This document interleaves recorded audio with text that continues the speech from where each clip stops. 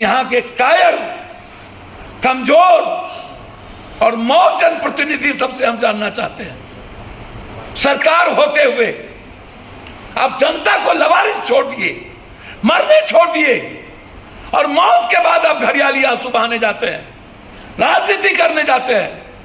औकात है ना तो सरकार से न्यायिक जांच कराइए, औकात है तो सस्पेंड कराइए, औकात है तो डीएसपी एसडीओ को हटाइए। चट्टा नहीं है, औकात नहीं है ना तो रिजाइन कर दीजिए, चुल्लू भर पानी में डूब के मर जाइए।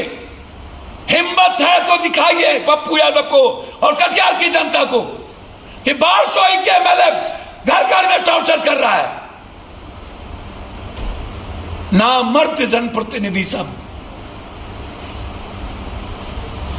सरकार रहते हुए जो पदाधिकारी चाहते हैं वही